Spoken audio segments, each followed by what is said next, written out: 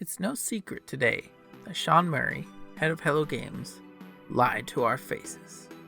And of course, by lied to our faces, I mean passionately shared details about features in development as he was working on them, years ahead of their scheduled completion.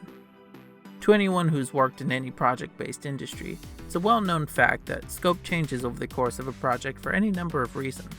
However, today, we're going to act like we have no idea how anything works, and simply call out 5 of Sean Murray's most egregious pre-release lies.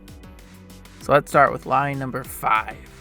Sean Murray swore on a Bible there wouldn't be NPCs in No Man's Sky. Check out this interview with Game Informer from 2014. Will there be NPC characters? No. There you have it. Will there be NPC characters? No. Liar. From day one, No Man's Sky was filled to the brim with NPC characters, both procedural and written. I couldn't believe that only 2 years after taking a literal oath not to include NPCs in the game, there they were. Today, there are over 40 hours of story content with memorably designed, fully written characters. On top of that mistake, there are NPCs you can speak to and trade with in space, NPCs on planetary surfaces, on space stations, and freighters. Not only is the game full of these promise-breaking NPCs, but every single one is also interactive. In a game with trillions upon trillions of NPCs, that's no small feat. Hello Games should be extremely proud. But let's move on. Lie number 4. First person only. In a separate interview with Jeff Keighley later in 2014, Sean Murray opens his big mouth yet again. Take a listen. Yeah, so tell us about, you saw some ship combat. Is it player versus player? What is the mechanic of when I play it? Well, it's always first person. Okay. He says, well, it's always first person. Well, I wish it were, Sean. I wish it were. And so does your reputation. Because I can clearly switch between first and third person camera views. And before you try and defend him by saying maybe vehicles or ships or companion riding are only first person, let me stop you right there. I have obtained footage that seems to disprove any of those ideas.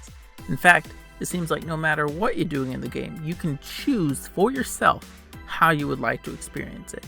Not only is this in blatant opposition to the gameplay Sean literally pinky promised me, but it also flies in the face of everyone who supported the game pre-launch. After all, if we're going to hold Sean accountable for his obviously well-meaning words, we have to hold him accountable for all of them. Line number 3. I think you better listen to this interview from all the way back in 2013 for yourself. So no one person can ever even visit a fraction of this universe alone. But together, with enough players, we would like a lot of people to play the game. With enough players, perhaps you can make a dent in that and actually start to chart this universe. To quote Sean, no one person can ever even visit a fraction of this universe alone. Now, this may just be the boldest lie yet. Not only have I personally explored a fraction of the universe, equal to roughly 0.000000000000542101009%, but I've also done it alone most of the time. Checkmate, Sean. Now, you're probably thinking, Kanaju, you shouldn't take his words so literally. But you, dear listener, fail to understand that Sean Murray's lies only stack up when taken literally and out of context. Nuance and critical thinking have no place when it comes to making clickbait. Calling out Sean's lies. Speaking of which, lie number 2. Here's another question from that first 2014 Game Informer interview. Talk about a goldmine of misleading statements, am I right? If I want to buy something in the game, do I have to go to a store? Yeah. Ooh, just listening to that, it takes me back. Imagine this. It's August 9th, 2016. After years of picking apart Sean's offhand comments and taking them as personal promises. Did you play Destiny? Yes. The game is finally in your hand. You're in need of some resources as you're exploring. Luckily, there's a trade terminal on the hill ahead of you. But something's wrong. You think back to the literal oath Sean took 2 years earlier to only allow sales of goods within stores. You know he lied about NPCs not being in the game, but everything else in that interview has to be taken as fact, obviously. Can you do this? Yes. This seems like a reasonable belief to hold. However, your previously unshakable faith in this 2-second comedic clip as a legally binding promise begins to waver, as you realize not only can you purchase items from this floating orb, but you can also trade directly with NPC pilots across the galaxy. Suddenly, your vision blurs. Sean Murray isn't the messiah you thought he was. In fact, he's no better than a common thief. He willingly let you believe you would need to visit a physical store in order to purchase items in the game, all while knowing that wasn't truly the case. You feel sick. Your worldview is shattered. This is a real thing that people experienced back in 2016. The victims of Sean Murray's lies. Now I know we're in a somber place right now. To close this somber video, I want to draw attention to a lie so bold, so self-revealing, that I need not explain. However, before that, a couple of honorable mentions. Can I build shelters? No. Does the game world make BioShock Infinite look less infinite by comparison?